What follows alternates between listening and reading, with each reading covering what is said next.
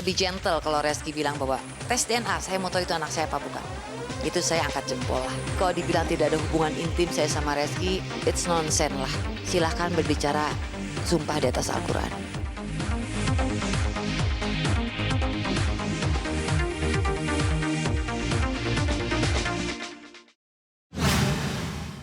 Jadi update terbaru bahwa saya dapat kabar dari tim pengacara saya, kita sudah ada jawaban materi pengadilan kemarin di PN Negeri Tangerang, jawaban dari bukti dari pihak Reski. Lagi-lagi sama gitu loh, bahwa yang kita gugat ini kan anak ya, tapi jawabannya kembali ke perusahaan atau segala macam, itu sesuatu hal yang beda buat saya. Itu kalau kita mau beda case ya kita beda case, tapi masalah anak ini tidak ada satupun bukti dari Reski yang bicara ke anak. Mana?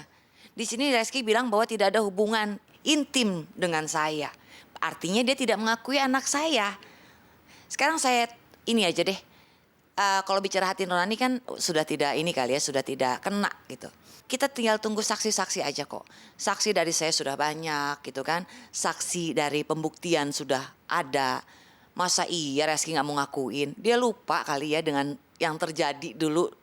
Bahwa ada Keke, dia gendong Keke, dia lupa atau amnesia, saya kurang tahu juga tuh.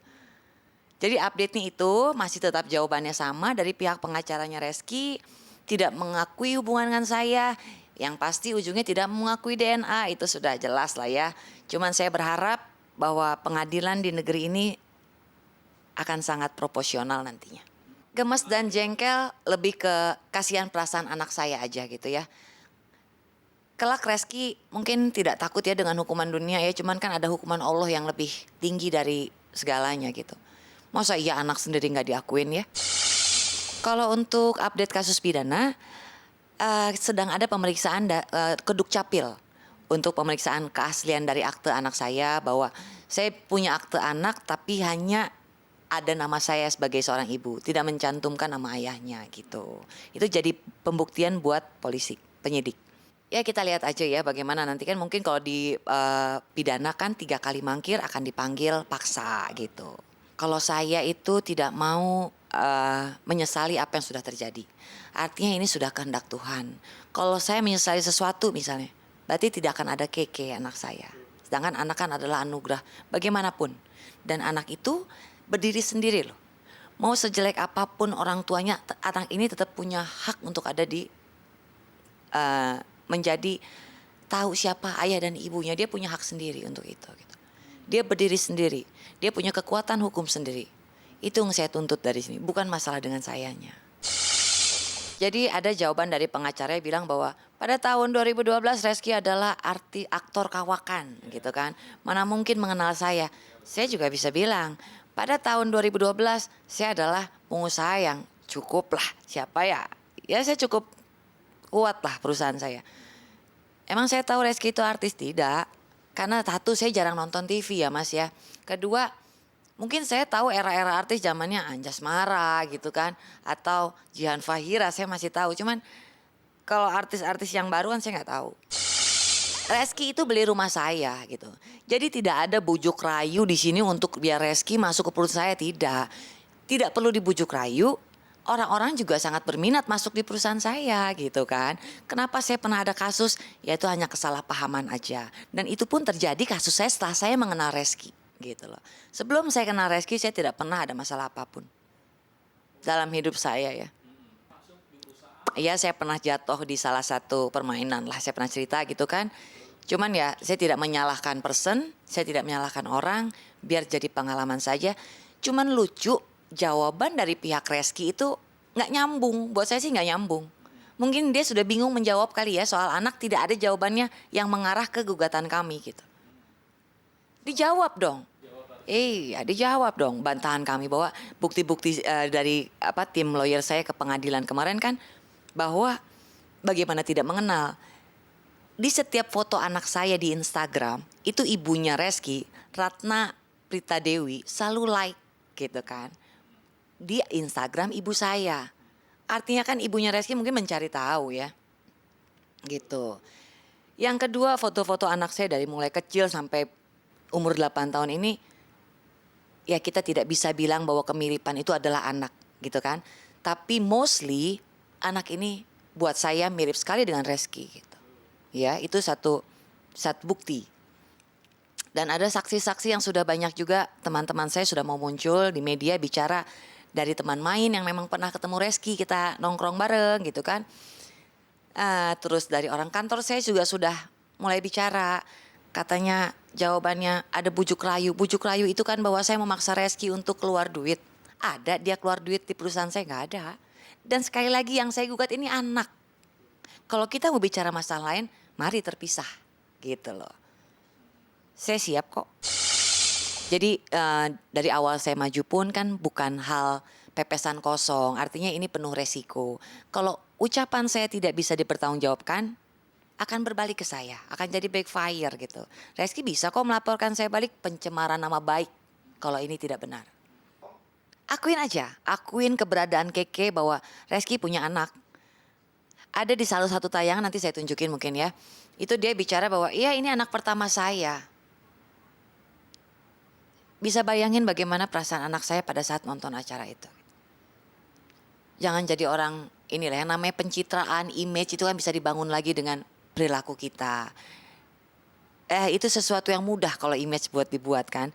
Jadi mengakui seorang anak kan bukan berarti image langsung menjadi buruk, tidak kalau buat saya ya gitu.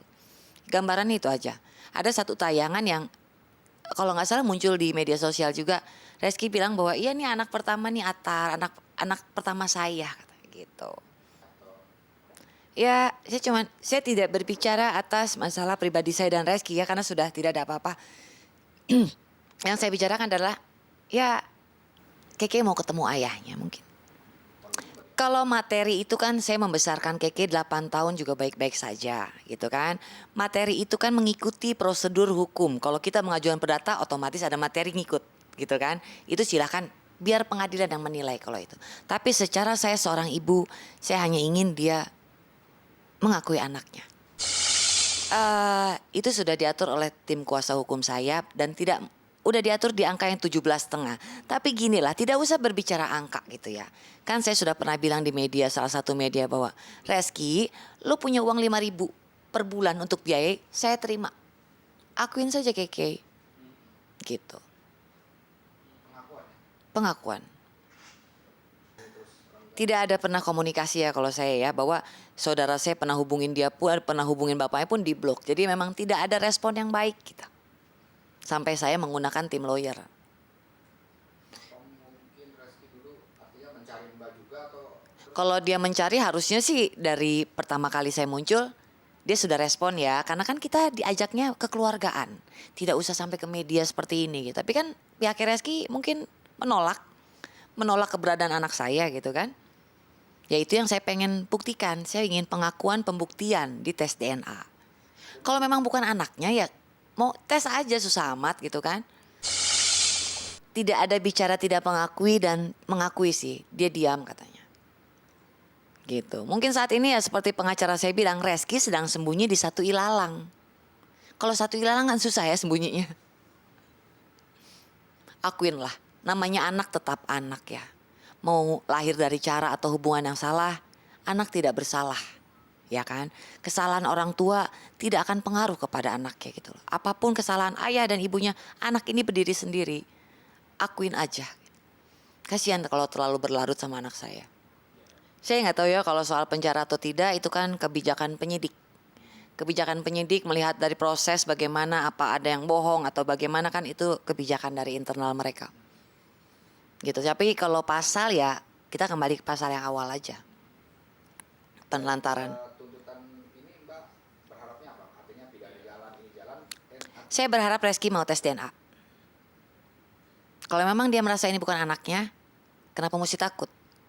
Ya kan? Dan tidak usah berbelit sana kemari lah. Gitu loh. Dan jawaban-jawaban dari pembuktian di sidang ya buat saya nggak nyambung. Saya tuntut anak, jawabannya ke perusahaan. Kalau mau dipisah, kita next lanjut lagi gitu kan. Iya dong. Kita urus satu-satu, yang anak bagaimana? Ini saya tuntut anak kok pengakuan. Jawaban perusahaan gitu. Saya bujuk rayu. Nggak usah dibujuk rayu, orang banyak masuk kok ke perusahaan saya gitu kan. Ya Mas boleh tanya ke Reskinya, kira-kira Reski siap untuk tes DNA atau tidak gitu aja.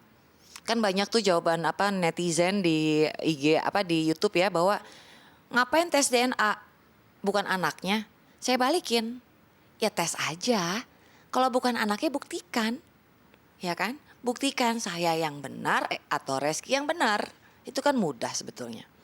Toh Reski nggak disuruh biayain tes DNA kok. Ya seperti itu ya. Semua ini ujungnya adalah tes DNA. Tapi inisiasi dari saya gitu, dari tim kami gitu. Gitu. Akan lebih gentle kalau Reski bilang bahwa tes DNA, saya mau tahu itu anak saya apa bukan. Itu saya angkat jempol lah. Karena itu yang kami mau gitu kan. Dan itu yang ditunggu ya. Itu yang kami tunggu gitu kan. Harus gentle jadi laki-laki. Masa mau lupa ya kan? Gini ya. Setiap jodoh, rezeki, apa gitu kan sudah diatur sama yang maha kuasa gitu kan. Jadi ngapain mesti takut? Bahwa anak pun merupakan rezeki, bisa jadi dia penolong kita nanti. Dia adalah apa yang mendoakan kita nanti pada saat kita sudah meninggal gitu kan. Kita tidak pernah tahu anak kita ke depannya jadi apa.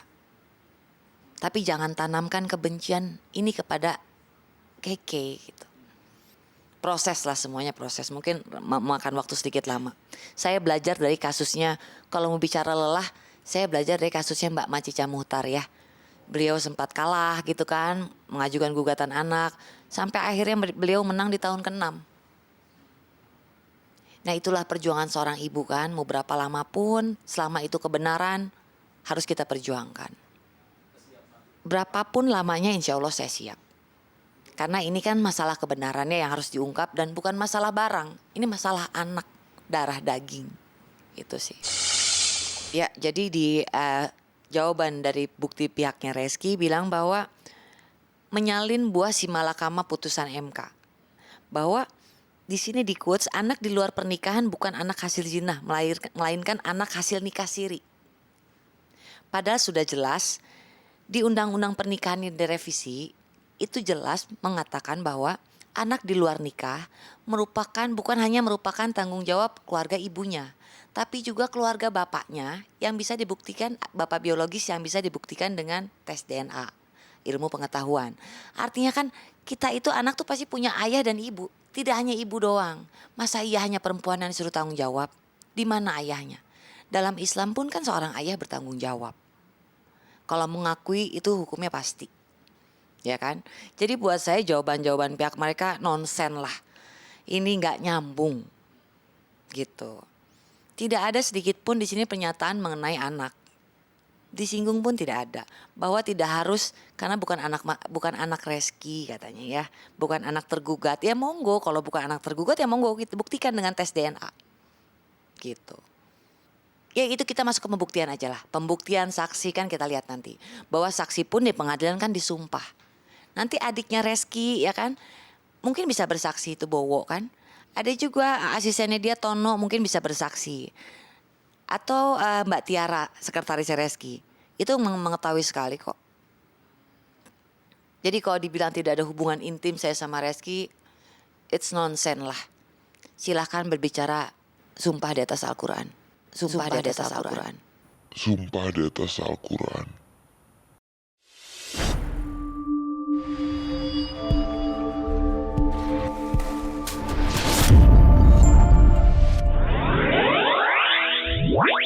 Wow.